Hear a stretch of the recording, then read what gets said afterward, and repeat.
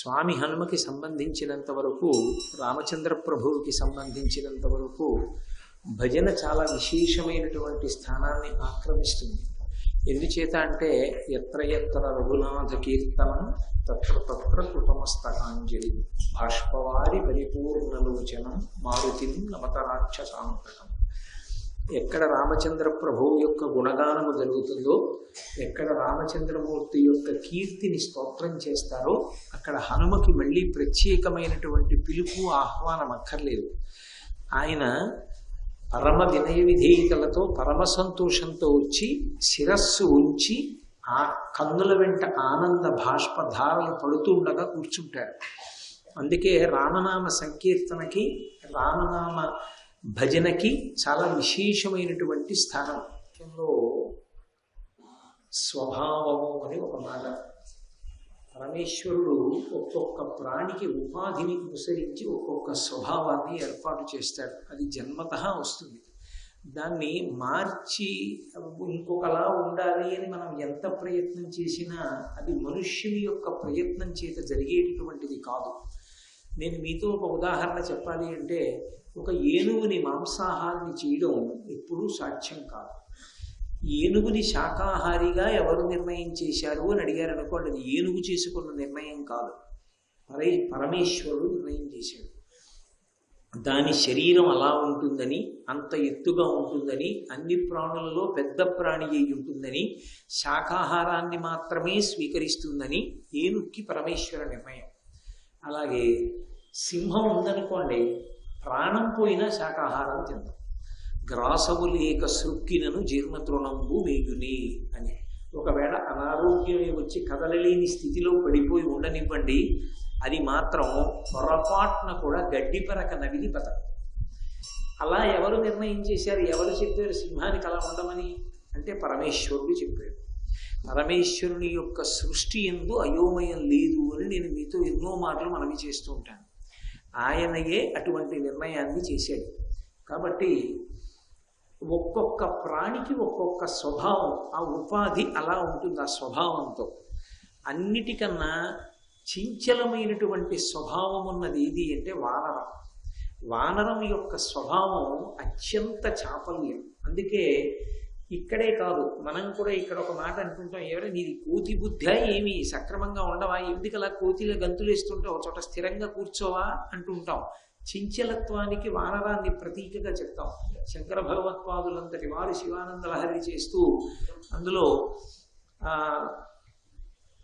నా మనస్సు కపి అంటే కోతి లాంటిది, దృఢా భక్త్యా బధ్యా, భక్తి అనబడేటటువంటి దృఢమైన పాశముల చేత దీన్ని కట్టేసే శంకర అని అడిగారు. శంకరులంతటి వారు మనుష్యుని యొక్క మనసు నిలకడలేక తిరుగుతుంటుంది కాబట్టి నిలకడలేక తిరిగేటటువంటి దాన్ని పోల్చవలసి వస్తే కోతితోటే పోల్చారు. సదా మోహాటవ్యాం చరతి యువతీనాం కుచగిరౌ నటత్యాసా శాఖా స్వటతి జడితి స్వైరమభితః కపాలిన్ విక్షోమే హృదయ కపిమత్యంత చపలం దృఢా భక్త్యా బధ్యా శివభవత్ ధీనం కురు విభో అన్నాడు. హృదయ కపి అత్యంత చపలం. హృదయ కపి అంటే మనస్సు అనేటటువంటి కోతి అత్యంత చపలం, చాలా చంచలమైనటువంటిది. ఆ మనస్సు అస్తమానం కదిలిపోతుంటుంది. శంకర, మీరే దాన్ని భక్తి అన్న పాశములతో బంధించి మీ పాదముల దగ్గర పడి ఉండేటట్టుగా అనుగ్రహించండి అని అడిగారు శంకరాచార్య వారు. అందుచేత శంకరుల వాంగ్మయంలో కూడా కోతి చాంచల్యమునకు ప్రతీకగానే ఉదాహరింపబడింది. పాశ్చాత్య దేశాలలో కూడా ఎక్కడ చంచలత్వం ఉందో అక్కడ చెప్పవలసి వచ్చినప్పుడు మంకీస్ మైండ్ అంటుంటారు. వీడిది కోతి యొక్క మనస్సు స్థిరంగా ఉండదు, కదిలిపోతుంటుంది అంటారు. ఆ కోతి అస్తమానం కదిలి వెళ్ళిపోతూ ఉండడానికి ప్రతీక. దానికి స్థిరత్వం అనేటటువంటిది దాని జీవితంలో ఉంటుంది. అందుకే అసలు కదిలిపోకుండా అటు ఇటు వెళ్లకుండా ఏదో ఒక్క చోట అలా కూర్చుని ఉందనుకోండి, వెంటనే ఏమంటారంటే అది అసహజమైన విషయం కాబట్టి ఈ కోతికి ఒంట్లో బాగుండలేదా అని అడుగుతారు. అది ఎటు వెళ్లకుండా ఏదో వచ్చి ఎక్కడో కూర్చుందనుకోండి, ఒక గోడెక్కి ఎవరిని చూసినా ఏమీ కదలకుండా అలాగే ఉందనుకోండి, పాపం దీనికి ఒంట్లో బాగులేదులా ఉందండి, ఏదో అయితే దెబ్బ తగిలిందిలా ఉంది, ఏమిటి అలా కదలకుండా కూర్చుంది అంటారు. అంటే అది దాని స్వభావమునకు విరుద్ధమైన విషయం. అన్ని కోతులకు అటువంటి స్వభావాన్ని ఎవరు కల్పించారు అని అడిగారు అనుకోండి, దానికి జవాబు ఎప్పుడు ఒక్కటే, పరమేశ్వరుడే అలా దాన్ని నిర్ణయం చేశాడు. విశ్వకర్మ మనుష్టస్థవిష్టస్థవిరో ధ్రువ అని విష్ణు సహస్రం. ఆయనే విశ్వకర్మయ్యి ఇటువంటి నిర్మాణాన్ని చేస్తూ ఉంటాడు. ఆ స్వభావము ఆ ప్రాణియందు ఉండేటట్టు, ఆ ఉపాధి అలాగే పెరిగేటట్టు, అటువంటి ఉపాధి వేరొక ఉపాధికి అలాగే పుట్టేటట్టు. ఏనుగు కడుపున ఏనుగు పుట్టాలి, సింహం కడుపున సింహం పుట్టాలి, మనుష్యుని కడుపున మనుష్యుడు పుట్టాలి. దీన్ని ఎవరు నిర్ణయం చేసింది అంటే పరమేశ్వరుడే నిర్ణయం చేశాడు. ఇందులో మళ్ళీ ఇటువంటి చంచల స్వభావం కలిగినటువంటి కోతుల యొక్క సమూహం ఒకటి ఉన్నది. అది 10 కోతులో 15 కోతులో 20 కోతులో కాదు. మీరు శ్రీరామాయణం కిష్కింధకాండ చూస్తే అసలు ఇప్పుడు చెప్తున్నటువంటి గణిత శాస్త్రం దాని ముందు మోకరిల్లి నమస్కరిస్తుంది. అసలు ఇప్పుడు అంకె వేస్తే ఒక పెద్ద అంకెని చెప్పడానికి గణిత శాస్త్రంలో ఉన్నటువంటి పరిజ్ఞానం ఆగిపోయి ఇక చెప్పడం సాధ్యం కాని చోట సంస్కృత భాషలో పిలిచి మాట్లాడారు. ఆ సంఖ్యని ఎంత పెట్టి పిలుస్తారు అన్నదానికి ఒకటి పక్కన ఎన్నో సున్నలు పెట్టేస్తే వచ్చేటటువంటి సంఖ్యని అద్భుతమని, శంఖమని అనేక పేర్లతో పిలిచారు. పిలిచి ఎన్ని వానరములు వచ్చాయో చెప్పారు కిష్కింధకాండలో. అటువంటి వాటిని యూధము అని పిలుస్తారు. మనం శ్లోకం చెప్తూ ఉంటాం హనుమ మీద, మనోజవం మారుతతుల్య వేగం జితేంద్రియం బుద్ధిమతాం వరిష్టం వాతాత్మజం వనరయూధ ముఖ్యం. ఈ కోతి ఎటువంటి కోతిట? చాలా పెద్ద పెద్ద కోతులతో కూడుకున్నటువంటి ఒక పెద్ద సమూహం, 100-200 కాదు, కోట్ల కోట్ల కోట్ల కోట్ల వానరముల యొక్క సమూహమునందు ప్రధానమైన కోతి. అంటే ఇది ఎంత చంచలంగా ఉంటుంది ఈ కోతి? చాలా చంచలంగా ఉండాలి. కాదులేండి, అంత పెద్ద కోతి అంటే కోతులలో శ్రేష్టమైన కోతి. వాతాత్మజం వానరయూధ ముఖ్యం, అన్నిటిలోకి ముఖ్యమైన కోతి కదా, అందుకని కొంచెం నిలకడగా ఉంటుందేమో అంటారేమో. అలా మీకు అనుమానం ఉంటుందేమో అని ఆ శ్లోకంలో ముందే చెప్పారు. దాని వేగం ఎంతటిది అంటే మనోజవం మారుతతుల్య వేగం. 2 మాటలు వేశారు. మొట్టమొదట వేసిన ఉపమానం ఏది అంటే మనోజవం. దానికన్నా వేగమైంది ప్రపంచంలో ఇంకొకటి లేదు. ఆ వేగమే కొంప ముంచుతుంది. ఆ వేగమే మనిషి ఉద్ధరణకి కారణమవుతుంది. మనోజవం, మనస్సు ఎంత తొందరగా వెళ్ళిపోగలదో అంత తొందరగా వెళ్ళగలడు ఆ కోతి. అంత గొప్పగా వెడతాడు ఆయన. అంత వేగం ఉన్నవాడు. మనస్సు వెళ్ళడం అంటే బహుశः మనస్సు వెళ్ళేటటువంటి వేగాన్ని కొలవగలిగిన పరికరం ఒకటి ప్రపంచంలో ఏ శాస్త్రజ్ఞుడైనా కనిపెట్టాడని నేను అనుకోవట్లేదు. మనసు యొక్క వేగాన్ని లెక్కగట్టగలిగినటువంటి స్పీడోమీటర్లు ఎక్కడా తయారవ్వలేదు. అంతటి వేగం ఉంటుంది మనసుకి. అందుకే దానికి వేగం అన్న మాట కూడా వాడరు. అది దాని వేగము ఇలా చూసి లెక్క పెట్టడం సాధ్యం కాదు, అలా వెడుతుంది. నేను ఇప్పుడు ఇక్కడ కూర్చుని కాశీ పట్టణాన్ని తలుచుకున్నాను అనుకోండి, నా మనసు కాశీ వెళ్ళిపోతుంది. వెంకటాచలాన్ని తెలుసుకున్నాను అనుకోండి, వెంకటాచలం వెళ్ళిపోతుంది. గోపాలకృష్ణ గారిని తలుచుకున్నాను అనుకోండి, గోపాలకృష్ణ గారి దగ్గరికి వెళ్ళిపోతుంది. అందుకని మనోజవం, అంతటి వేగంగా వెడుతుంది మనస్సు. మనోజవం మారుతతుల్య వేగం. ఇంకా కొంతలో కొంత తెలిసేది ఏది అంటే వేగం గాలిది తెలుస్తుంది. గాలి విపరీతమైనటువంటి వేగం ఉన్నది. మనసుకి ఎంత వేగం ఉన్నదో గాలికి ఎంత వేగం ఉన్నదో అంతటి వేగం ఉన్నవాడు. అప్పుడు ఆయన ఎంత కదిలిపోతాడు? ఆయన శరీర స్వభావమా వానరము. ఆయన కొన్ని కోట్ల కోట్ల వానరములలో ముఖ్యమైనటువంటి వానరం. ఆయనకున్న వేగమా మనసుతోటి గాలితోటి సమానమైనటువంటి వేగం ఉన్నవాడు. మనోజవం మారుతతుల్య వేగం జితేంద్రియం బుద్ధిమతాం వరిష్టం వాతాత్మజం. ఇది చాలదన్నట్లుగా ఆయన ఎవరికి కొడుకు? వాయువుకి కొడుకు. తండ్రి పోలిక కొడుకు వస్తూ ఉంటుంది లోకంలో. ఆత్మావై పుత్రనామాసి అంటుంది వేదాంతం. తండ్రియే కొడుగ్గా బతుకుతాడు ప్రపంచంలో అని. మనసుకి ఎంత వేగం ఉన్నదో గాలికి ఎంత వేగం ఉన్నదో అంతటి వేగం ఉన్నవాడు. అప్పుడు ఆయన ఎంత కదిలిపోతాడు? ఆయన శరీర స్వభావమా వానరము, ఆయన కొన్ని కోట్ల కోట్ల వానరములలో ముఖ్యమైనటువంటి వానరము. ఆయనకున్న వేగమా మనసుతోటి గాలితోటి సమానమైనటువంటి వేగమున్నవాడు. మనోజవం మరుతతుల్య వేగం జితేంద్రియం బుద్ధిమతాం వరిష్టం వాతాత్మజం. ఇది చాలదన్నట్లుగా ఆయన ఎవరికి కొడుకు? వాయువుకి కొడుకు. తండ్రి పోలిక కొడుకు వస్తూ ఉంటుంది లోకంలో. ఆత్మావై పుత్రనామాసి అంటుంది వేదాంతం. తండ్రియే కొడుగ్గా బతుకుతాడు ప్రపంచంలో అని. వాతాత్మజం, వాయువు ఎటువంటి వాడో ఆయన అటువంటి వాడు. కాబట్టి వాయువుకి లక్షణం ఏమిటి అంటే చలనము, కదులుతుంది. వాయువు స్తంభీభూతము కాదు.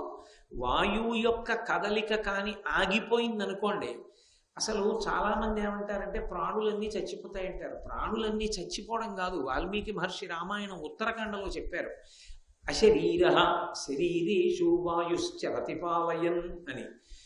ఆ వాయువుకి శరీరం లేకుండా శరీరాల్లోకి పెడతాడు. వెళ్ళి అంతటా తిరుగుతూ ఉంటుంది గాలి, శరీరం అంతా తిరుగుతుంది.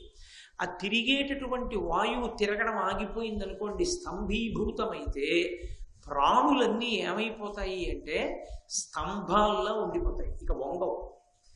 ఈ దేని చేత కదులుతుంది అంటే శరీరం వాయుచలనము చేత కదులుతూ ఉంటుంది. వాయుచలనం ఆగిపోయిందనుకోండి స్తంభీభూతమైపోతుంది. అంటే ఒక కర్ర ఎలా ఉంటుందో కాష్టభూతం అంటారు. కాష్టభూతం ఇదం జగత్ అన్నారు వాయువు ఆగిపోతే ఉత్తరాఖండలో. ఒక కర్ర ఎలా ఉంటుందో అలా అయిపోతుంది. కర్ర యువతలు పట్టుకుని పైకి ఎత్తారనుకోండి, కర్ర పైకి మొత్తం కర్ర పైకి లేచిపోతుంది.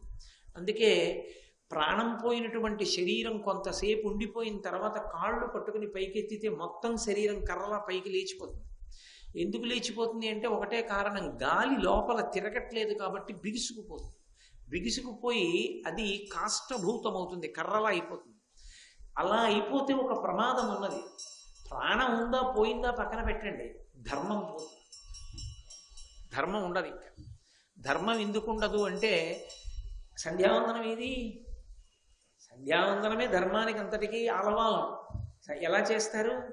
కదిలితే కదూ చేతులు ఇలా వేసుకుని ఓం కేశవాయ స్వాహ అండం, చెయ్యి కదిలితే కదూ అర్ఘ్యం విడిచిపెట్టడం. అసలు అది లేనప్పుడు ఇంకేమిటి? ఇక యజ్ఞం ఏం చేస్తారు, హోమం ఏం చేస్తారు, దేంట్లో ఏం వేస్తారు? స్వాహ అంటూ చేతులు కదలనప్పుడు వాయువు లోపలికి ఎడితే కదా మాట పైకి వస్తుంది. ఊపిరి తీస్తూ మీరు మాట్లాడండి కోటేశ్వరరావు అన్నారు అనుకోండి, నాకు సాధ్యం కాదు, నాకే కాదు ఎవరికీ సాధ్యం కాదు. ఊపిరి తీస్తూ ఎవరు మాట్లాడరు, తీసిన ఊపిరిని ఖర్చు పెడుతూ మాట్లాడతారు. అందుకే సమస్తమైన మాటలకి ఆధారం ఏది అంటే వాయువే. వాయువు లేనినాడు మాట ఉండదు, మాట లేనినాడు అజ్ఞాన దాహకత్వం ఉండదు, తెలియని వాడికి తెలియచెప్పేవాడు ఉండడు, అప్పుడు అజ్ఞానము నశించడానికి హేతు ఉండదు. అటువంటి వాయువు చాలా వేగంతో కదులుతాడు. సమస్త లోకములు నిలబడడానికి ఆయన కారణమవుతాడు. అందుకే వేదం నమస్తే వాయు త్వమేవ ప్రత్యక్షం బ్రహ్మాసి అని ఆయన్ని సాక్షాత్తు నువ్వే ప్రత్యక్ష స్వరూపమైనటువంటి బ్రహ్మము అని కీర్తించి, ఆ వాయువే సమస్త మంగళములకు ఆధారం. ఒకడు ఉన్నాడు అని గుర్తు ఏమిటంటే వాయుచలనమే. ఊపిరి లోపలికెళ్ళి పైకి వస్తోంది అనుకోండి, ఉన్నాడంటారు. ఆయన 2 రోజుల నుంచి అన్నం తినకపోయినా పర్వాలేదు, ఉన్నాడంటారు ఊపిరి తీస్తే. ఆ ఊపిరి ఆగిపోయింది అనుకోండి, వెళ్ళిపోయాడంటారు. యావత్ పవనో నివసతి దేహే తావత్ పృచ్చతి కుశలంగేహే గతవతి వాయౌ దేహాపాయే భార్యా బిభ్యతి తస్మిన్ కాయే. సూక్ష్మ రూపాన్ని ధరించి లోపలికి వెళ్ళి పైకొస్తాడు. స్థూల రూపంతో ప్రభంజనుడై పైన పెద్ద పెద్ద చెట్లని కూడా విరగ్గొట్టేస్తాడు. బహుశः వాయుసుతుడు కదా ఆయన. ఇవాళ హనుమత్ జయంతి జరిగితే మరి ఆయనకి సంతోషం ఉండదు తండ్రికి. అందుకే అకస్మాత్తుగా సాయంకాలం అంత పెద్ద గాలేసి తండ్రికి సంతోషం కాదు. వాతాత్మజం, అందున మామూలు కొడుకు కాదుట, ఆత్మజం, ఆత్మకి జన్మించినవాడు అన్నారంటే కేవలం ఏదో స్త్రీ పురుషుల కలయిక చేత సుఖానుభవము కొరకు వెంపర్లాడితే పుట్టిన కొడుకు కాడు. అలాంటి కొడుకులందరూ శాస్త్రాలు చదువుకుంటారని, అలాంటి కొడుకులందరూ ఉద్ధారకులవుతారని శాస్త్రం విశ్వసించదు. ఏ కొడుకు ఉద్ధారకుడు అవుతాడంటే ఎవడు ఆత్మజుడో వాడు 7 తరాల్ని ఉద్ధరింపచేస్తాడు. వాడిని ఆత్మజుడు అంటారు. పైకి అందరినీ కొడుకుల్ని ఆత్మజుడు అని పిలిచిన కొడుకులందరూ నందనులు. నందనుడు అన్న శబ్దానికి అర్థం ఏంటంటే ఆనందింపచేస్తాడు. ఏ కొడుకైనా తండ్రికి ఇచ్చేటటువంటి గొప్ప బహుమానం ఏమిటంటే ఆనందం. ఏం ఆనందం అది అని అడిగారు. ఏమిటి ఆనందం వస్తుంది కొడుకుని చూస్తే అని అడిగారు. పుత్రగాత్ర పరిష్వంగము గొప్ప ఆనందం. తండ్రికి ఎంత కష్టంలో ఉండనివ్వండి, కొడుకు ఎదురుగుండా కనపడినప్పుడు కొడుకుని కౌగిలించుకుంటే తండ్రి విపరీతమైన శాంతి పొందుతాడు.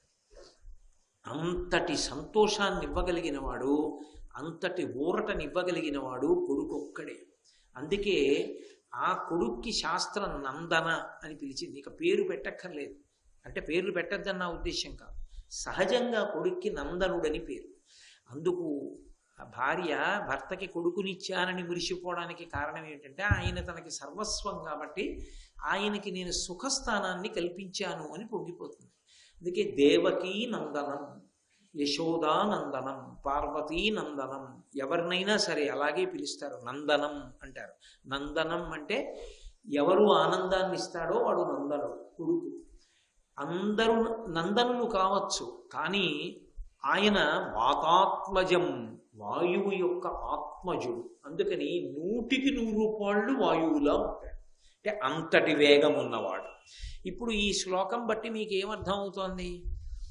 హనుమ యొక్క శరీరం, హనుమ యొక్క మనస్సు కపిస్వభావమునకు 100కి 100 అతికినదే. అందులో మీరేం మొహమాట పడ్డానికో, అయ్యో చాలా అన్యాయం అండి అనడానికో అందులో ఏమీ లేదు. ఆయన ఖచ్చితంగా మానవ స్వభావం ఉన్నవాడే. మనోజవం మరుతతుల్య వేగం.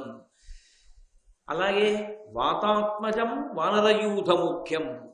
కానీ ఆయన గొప్పతనం అంతా ఎక్కడుంది అని అడిగారు. జితేంద్రియం బుద్ధిమతాం వరిష్టం. హనుమలో ఉండేటటువంటి చాలా చాలా గొప్ప విషయం ఒకటి మీకు చెప్తాను, మీరు జాగ్రత్తగా అర్థం చేసుకునే ప్రయత్నం చెయ్యండి. ఎందుకు హనుమత్ జయంతి చెయ్యాలో, ఎందుకు హనుమత్ జయంతి నాడు తప్పకుండా హనుమత్ ప్రసాదం తీసుకోవాలో, ఎందుకు హనుమని దర్శనం చెయ్యాలో మీకు అర్థమవుతుంది. మీరు ఎప్పుడు ఎవరి దగ్గరికి వెళ్ళి ఏం చెప్పండి లోకంలో, నాకు ఇది ఉంటే ఇలా చెయ్యగలనని ఒక మాట చెప్తాడు. నేను ఏమండి మీరు తెల్లవారేటప్పటికి హైదరాబాద్లో ఉండాలి అన్నాను అనుకోండి, గౌతమిలో ఇప్పుడు నాకు టికెట్ దొరుకుతుందంటారా అంటాడు. తప్ప తెల్లవారేటప్పటికి మీరు హైదరాబాద్లో ఉండాలంటే ఉంటాను. ఎలా ఉంటారు మీకు అనవసరం, నేను ఉంటాను అనేవాడు ఉంటాడా? చాలా కష్టం. అలా అనలేరు.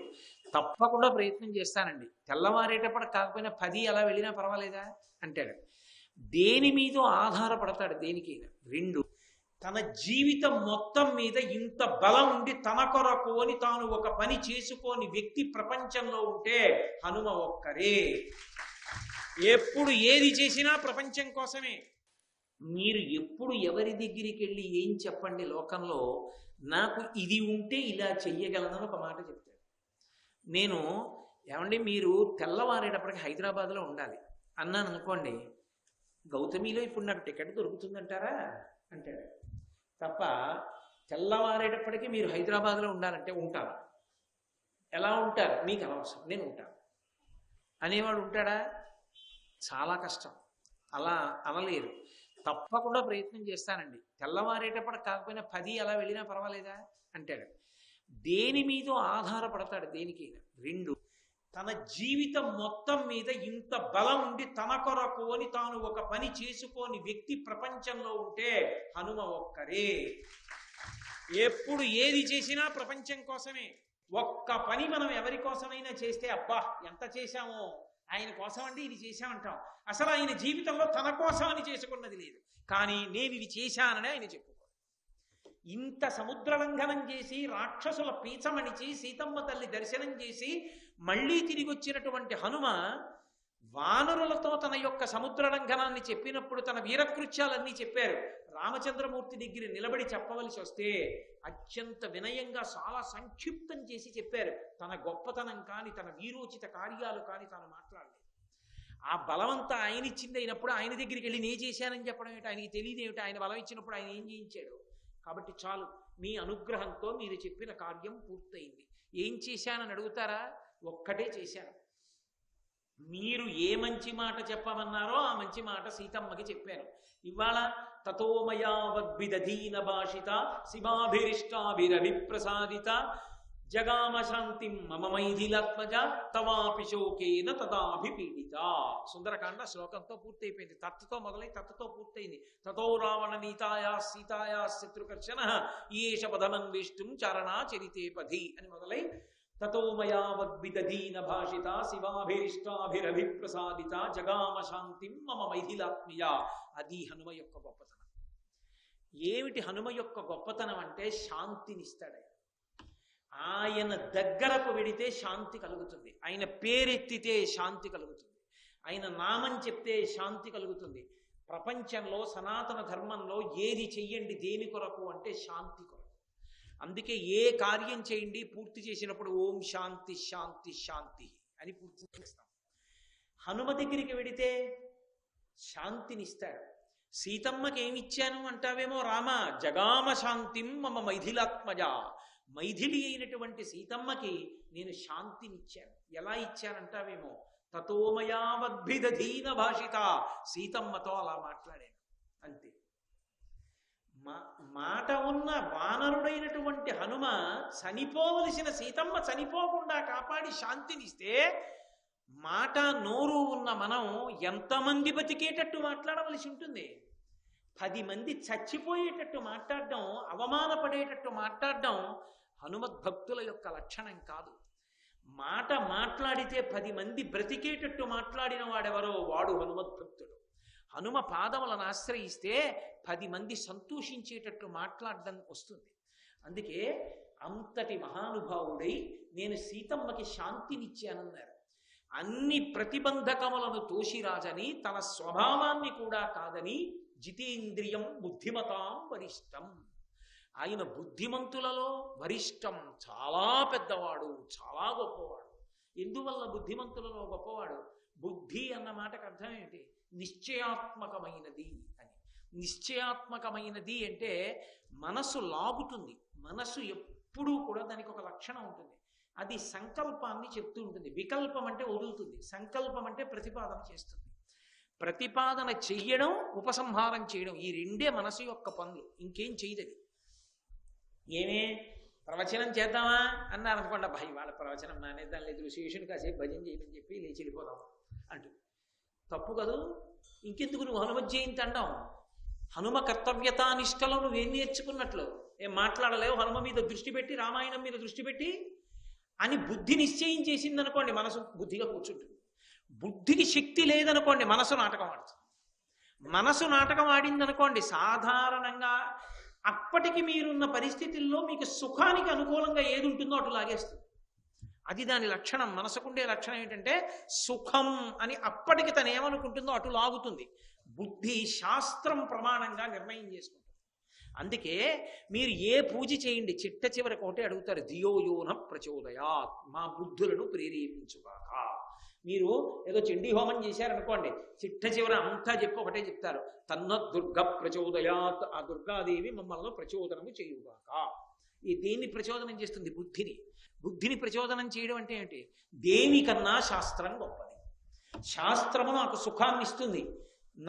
నేను ఇది సుఖం అనుకుని నేను దిగడం కాదు, శాస్త్రము నీకు ఇది సుఖమన్నదేదో నేను అదే చేస్తాను అన్న నిశ్చయాత్మకత లోపల ప్రవేశిస్తే బుద్ధి అధ్యవసాయాన్ని పొందిందంటారు. అటువంటి బుద్ధిమంతుల్లో అగ్రగణ్యుడెవరు? స్వామి హనుమ. ఏ పని ఆయన చెయ్యనివ్వండి, ఒక్కటే ప్రమాణం, తస్మాత్ శాస్త్రం ప్రమాణంతే కార్యాకార్య వ్యవస్థితౌ. శాస్త్రాన్ని ప్రమాణంగా తీసుకుని చేస్తారు. మీకు శ్రీరామాయణంలో శాస్త్రం ఎలా చెప్పిందో అది చేయడం తప్ప తన బుద్ధికి తోచింది చెయ్యని వాడు రామచంద్రమూర్తి. ఎన్నడు తన బుద్ధికి తోచింది, తనకి తోచింది కదా అని చేయరు. శాస్త్రం ఎలా చెప్పిందో అలాగే చేస్తారు. అందుకే రామరాజ్యం అని పేరు. రామరాజ్యం అంటే రాముడు కొత్తగా ప్రవేశపెట్టిన పరిపాలనా విధానం అని కాదు. శాస్త్రం ఎలా పరిపాలించమందో రాముడు అలా పరిపాలించాడు. రామరాజ్యం ఇప్పటికీ వస్తుంది. ఎలా? రాముడు పరిపాలించినట్టు పరిపాలించడం అని కాదు, రాముడు శాస్త్రాన్ని ఎలా పట్టుకున్నాడో నువ్వు అలా శాస్త్రాన్ని పట్టుకుంటే రామరాజ్యం వస్తుంది. శ్రీ ఉమామహేశ్వర పరబ్రహ్మార్పణమస్తు.